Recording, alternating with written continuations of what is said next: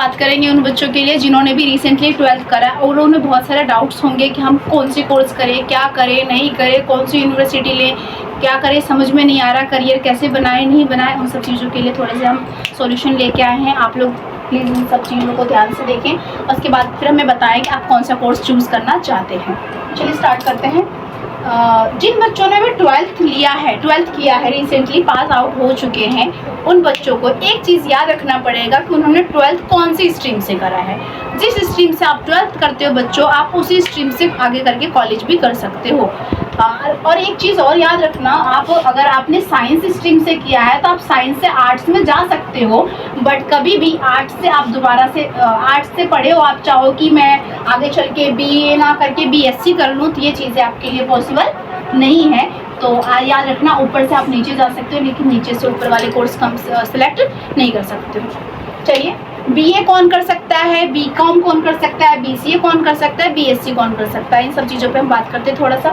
तो जिन बच्चों ने 12th में पोल साइंस, हिस्ट्री, ज्योग्राफी यानी आर्ट्स स्ट्रीम से पढ़ाई करी है, वो बच्चे कॉलेज में BA कर सकते हैं। BA प्रोग्राम या फिर BA ऑनर्स, 2-3 BAG जो कोर्सेस होते हैं, वो सारी चीज़ें आपको प्रोवाइड की जाती है यूनिवर्सिटी के द्वारा। आप उसको डायरेक्टली BA कहते हैं, तो आप BA कर सकते हो। जिन बच्चों ने 12th में कॉमर्स करी है, अकाउंट करी है, बिजनेस करी है, उन सब बच्चों के लिए आप आगे चल के BCom कर सकते हो।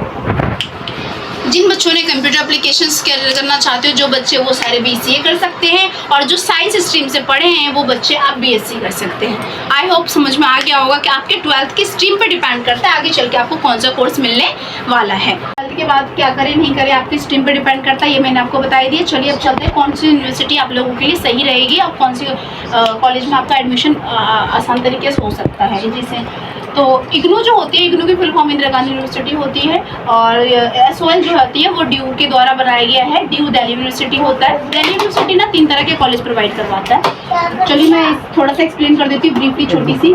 ड्यू 3 तरह की चीज़ें प्रोवाइड करवाता है। एक रेगुलर होता है, R for रेगुलर, एक होता है N for नोन, एक होता है S for सोल। रेगुलर वाले वो जो बच्चे रेगुलर कोर्स करना चाहते हैं वो ड्यू में जाएंगे, रेगुलर कोर्स चूज कर सकते हैं, जिसमें CUET की एग्जाम देनी पड़ती है आपको, कॉलेज प्रोवाइड की जाती है। नॉन जो होती है, नॉन के भी फॉर्म निकाले जाते हैं ड्यू की तरफ से, लेकिन ये नॉन जो होते हैं वो स्पेशली ना गर्ल्स, जी वो गर्ल्स के लिए होते हैं, जी वो गर्ल्स के लिए होते हैं, और सोल जो होते हैं बोथ ऑफ देम दोनों के लिए होते हैं। लेकिन दोनों में थोड़ी सी डिफरेंस है कि सोल जो होते हैं सिर्फ संडे की क्लास प्रोवाइड करवाता है, सिर्फ Sunday, only Sunday plus holiday. Overall हम कह सकते हैं कि लगभग 29 और 30 क्लासेस ये प्रोवाइड पूरे साल में करवाता है, जो कि अक्टूबर वगैरह में स्टार्ट होता है, और पेपर जनवरी फरवरी तक संडे मिलाकर के 29 क्लासेस अब प्रोवाइड करवाता है। हाँ, कुछ चीज़ें प्लस माइनस हो सकती है। एंड जो नॉन होती है, इसकी थोड़ी सी एक बेनिफिट ये है गर्ल्स के लिए कि इससे डबल क्लासेस वो देता है। ये सैटरडे की भी क्लासेस देता है और संडे की भी क्लासेस देता है। ओवरऑल इसकी डबल कह लो 58 क्लासेस ये प्रोवाइड करवाता है। कोर्सेज सेम होते हैं दोनों के। हाँ, अगर परसेंटेज की बात करें तो सबसे ज़्यादा परसेंटेज रेगुलर वाले बच्चों की बनते हैं, उससे कम नॉन वाले की, उससे थोड़ी सी सोल वाले की, लेकिन सोल में भी अच्छी परसेंटेज बनती है।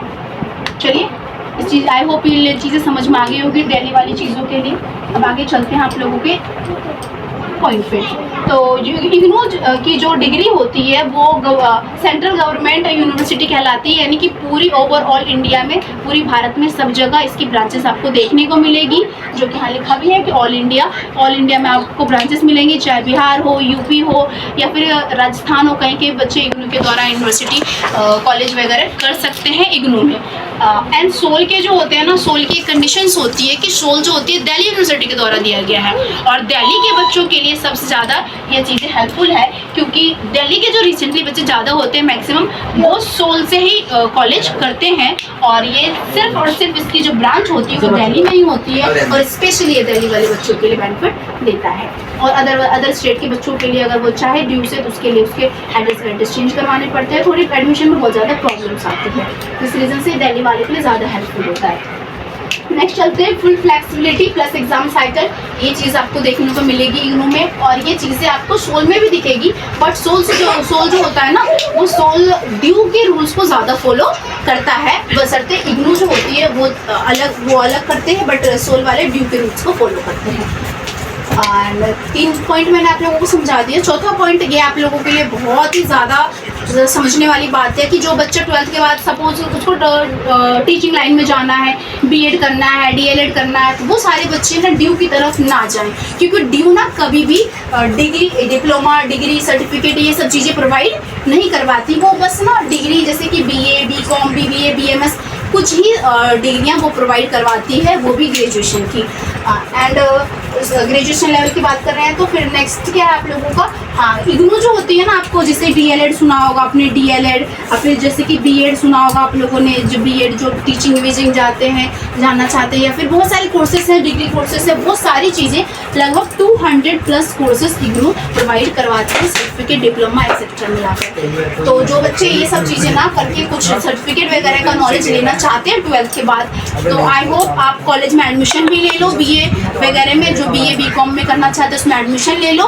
प्लस में ज़रूर आप सर्टिफिकेट या डिप्लोमा का कोई कोर्स कर लो, ताकि आगे चल के आपको करियर में कोई ना कोई कहीं ना कहीं काम आ जाए। क्योंकि देखो बच्चों, बीए और एमए और या फिर कह सकते हो ये बीए बीकॉम बीसीए इन सब की डिग्री से कुछ नहीं होता। साथ ही साथ ना हमें एक्स्ट्रा डिग्री चाहिए होता है, चाहे किसी चीज़ में स्किल होना चाहिए, या फिर आईटीआई करते हो या फिर टीचिंग लाइन में जाना है तो एक्स्ट्रा सर्टिफिकेट। आप कहीं जाओ इंटरव्यू देने के लिए, कहेंगे टीचिंग में आना है, मैं एमए करके आया, बीए करके आया, सीधा वो पूछते हैं बीएड है आपके पास, डीएलएड है आपके पास। वो सारी चीज़ें ना आपको तरीका होती है जो प्रोवाइड करवाती है एक सर्टिफिकेट कोर्सेस और डिप्लोमा के लिए। ठीक है, 12th के बाद आप चाहिए सब चीज़ें कर सकते हो। एंड रही बात फीस की बात करें, लास्ट डे ऑप्शन, तो फीस लगभग दोनों की सेम ही होती है। 7,000 4,000 पर ईयर आप लोगों को पे करना ही पड़ता है। एग्ज़ाम फीस के टाइम एग्ज़ाम फीस पेमेंट करनी ही पड़ती है। और थोड़ी सी इग्नू में एक बेनिफिट हो जाती है कि जो चीज़ें में जिस सब्जेक्ट में आपका बैक हो गया, वो सारे सब्जेक्ट अगर जून में आपने पेपर दिया है तो उस सब्जेक्ट को आप दिसंबर के एग्ज़ाम में क्लियर कर सकते हो, एक ऑप्शन हो सकता है उसमें। वैसे ड्यू में भी चीज़ें प्रोवाइड की जाती है, अब फ्लेक्सिबल उसको भी धीरे धीरे बनाया जा रहा है।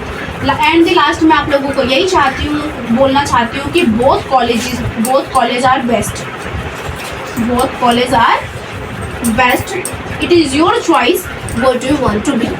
एंड कोर्सेज अगर सर्टिफिकेट में जाना है तो मेरे इग्नू के लिए रहेगा। और बाकी अगर कोई प्रॉब्लम है, किसी चीज़ पे आपको चाहिए वीडियो, तो प्लीज़ कमेंट करें और मैं उस पर ज़रूर वीडियो लेके आऊँगी।